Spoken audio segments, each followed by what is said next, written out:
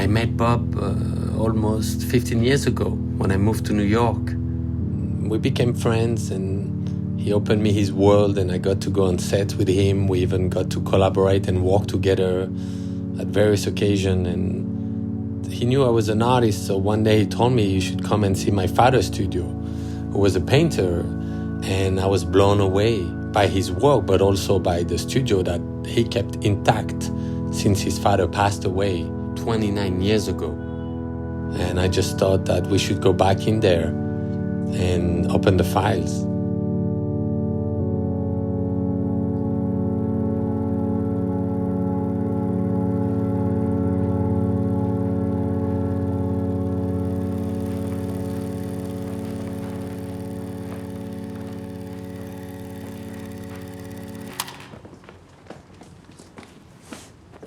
Those are the notebooks you let me read, you know. There's diaries, journals. You haven't, right? Yeah. I have those. But you haven't read them. I haven't read them. No, not yet. I mean, I have 1,000 questions, you know. Just ask, you know, Yeah. because I can answer them or I can't.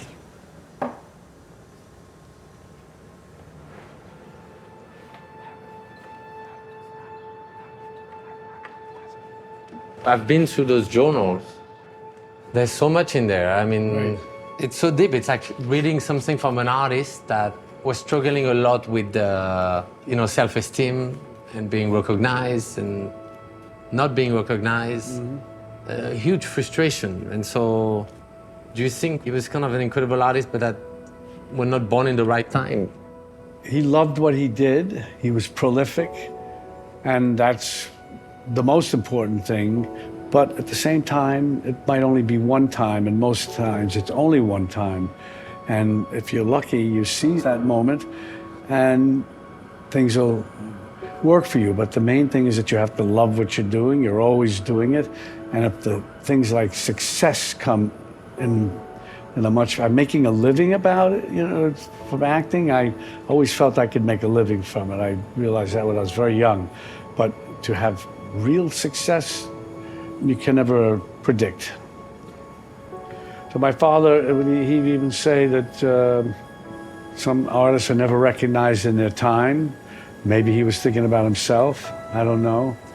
And I've said this before, when he came back from France, from the time he went, for about 4 or 5 years, in that time,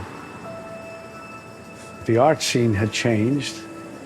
He went away to do what he wanted to do.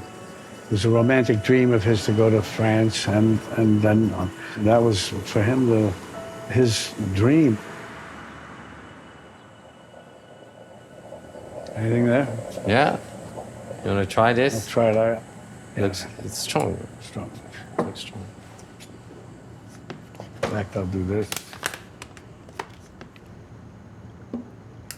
I should put it here. I don't know if you want any of it. Yeah, maybe. Thank you. Pull it off and Well, let's try it. Cheers.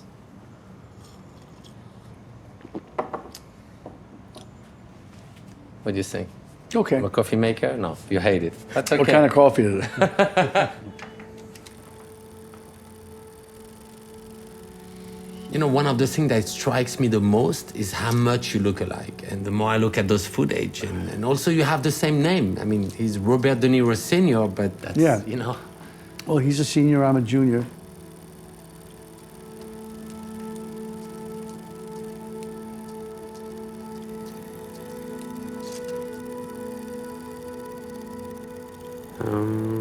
Let me see. He also like, you know.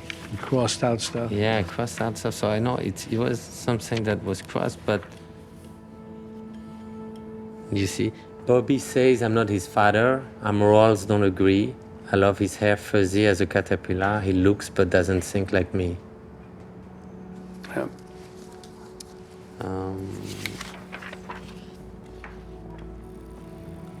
Not enough sales to live like a human being and to help Bobby and Virginia. And no more stagnation and despair. Do you have the date of that? Okay. Yeah, it should be 64. November Oh. 1754. 64. 64.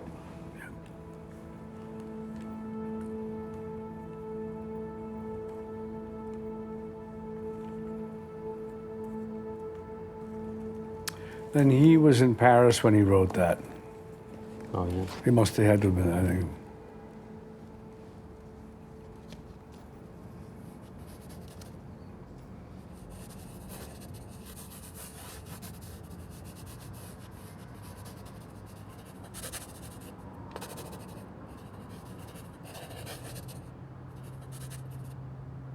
If I knew nothing about your dad, how would you describe him like to someone? Well, sometimes he was preoccupied with himself and his own world and what he would do. He wasn't social the way other artists were. He was an artist, but a different kind of artist. That's all. He was not conventional. That was not his scene. Also, being gay at that period was not like now. When did you find out he was gay? That I didn't know until later. My mother would sort of allude to it when I was maybe in my 20s or later, even when I was in my early 30s. I think he was very locked up and found it hard to communicate with people in a certain way. Last few months, I hate to put this feeling or thought into words to give it expression on this page. I don't want to admit how unhappy I have been, and that extends till I am. I'm frightened almost literally to death of old age. Is life just one hell after another?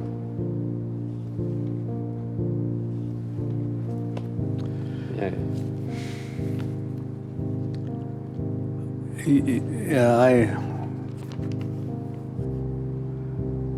I feel terrible for him, and I guess again, in hindsight, I should have spent more time with him, visited him here and stuff. But maybe part of me just didn't want to be around. Kids, they want to get out and live life, experience things for themselves. And they don't want to be reminded about, I guess you could call it negative stuff. It's not like, well, he sat here and watched his father paint for many hours, many, many days on end, and he learned so much. I wish that it could have been that. It just wasn't. I understand that with my kids, though I've made my kids not go to my movie openings, but to their grandfather's art shows. I've taken them a lot to take pictures so they remember. Go through these more carefully. We can go through them more carefully and just have been. But she was an artist? Yes, too. See, I just wish that he had more time to see my younger kids when they were born. I wish he had had more time to be around.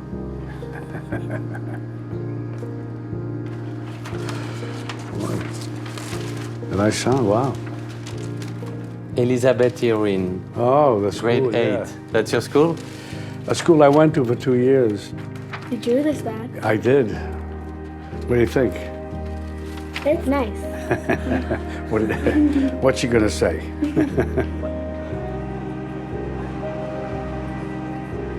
When I was 8, I wasn't applying to anything, so that's interesting that I remember. See, these are the reasons that I should have talked to my parents more about stuff, because I now don't know the history. When you're younger, you're moving so fast and doing stuff you don't. In my case, other parents, other kids, other families, they might take more time to do that, but in my case, that wasn't so. With your kids, you'll make sure they listen to you, and I'll make sure you listen to me the best I can, because the past goes fast.